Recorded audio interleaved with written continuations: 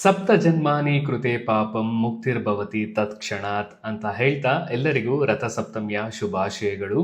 So ಈ ರಥಸಪ್ತಮಿ ಬಗ್ಗೆ ಏನಿದು, ಹೇಗೆ ಶುರು ಆಯಿತು, ಇದರ ಆಚರಣೆ ಏನು ಅನ್ನೋದ್ರ ಬಗ್ಗೆ ಒಂದು ಸಣ್ಣ ಕಿರು ಪರಿಚಯ.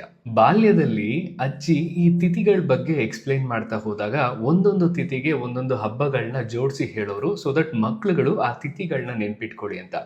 ಒಂದು ಎಕ್ಸಾಂಪಲ್ ಕೊಡ್ಬೇಕಂದ್ರೆ ಈಗ ಪಾಡ್ಯ, ಬಿದಿಗೆ, ತದಿಗೆ, ಹಾಗೆ ಸಪ್ತಮಿ ಅಂತ ಬಂದಾಗ ರಥ ಸಪ್ತಮಿನ ಆಡ್ ಮಾಡೋರು, ಸೊ ದಟ್ ಅವ್ರಿಗೆ ಆ ತಿಥಿ ನೆನಪಿರ್ಲಿ ಅಂತ.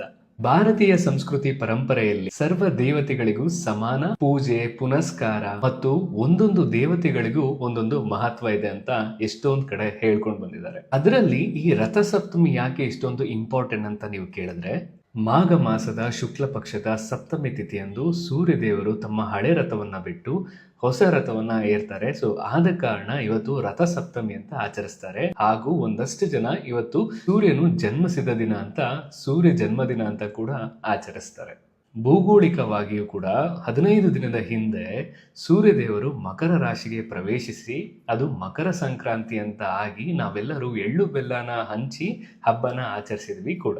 ಸೊ ಹೀಗೆ ಸೂರ್ಯದೇವನು ಯಾವಾಗ ತನ್ನ ರಥವನ್ನ ಬದಲಾಯಿಸ್ತಾನೋ ಆತನ ಚಟುವಟಿಕೆ ಕೂಡ ಚುರುಕುಗೊಳಿಸ್ತಾನಂತೆ. ಇವತ್ತಿನ ದಿನದಲ್ಲಿ ವೈಶಿಷ್ಟ್ಯವಾಗಿ ಸ್ವಲ್ಪ ಎಂತುವಾಗಿರ್ತಾರಂತೆ. ಸೊ ಅವ್ರು ಎಂತುವಾಗಿದ್ದಾಗ ಭೂಲೋಕದಲ್ಲಿರುವ ಎಲ್ಲ ಸರ್ವ ಜೀವಿಗಳಿಗೂ ಆತನ ಚೈತನ್ಯವನ್ನ ಧಾರೆ ಎರಿತಾರಂತೆ. ಈ ಹಿನ್ನೆಲೆಯಲ್ಲಿ ಆತನನ್ನ ಗೌರವಿಸುವ ಸಲುವಾಗಿ ರಥಸಪ್ತಮಿ ಅಂತ ಆಚರಿಸ್ತೀವಿ. ಚಳಿಗಾಲದಲ್ಲಿ ಮುದ ನೀಡೋ ಶರೀರ ಸೂರ್ಯನ ಬೆಳಕಿನಿಂದ ಸ್ವಲ್ಪ ಚುರುಕುಗೊಳ್ಳುತ್ತೆ, ನವ ಚೈತನ್ಯ ತುಂಬಿಕೊಳ್ಳುತ್ತೆ ಅಂತ ವೈಜ್ಞಾನಿಕವಾಗಿ ಕೂಡ ಸಾಬೀತಾಗಿದೆ.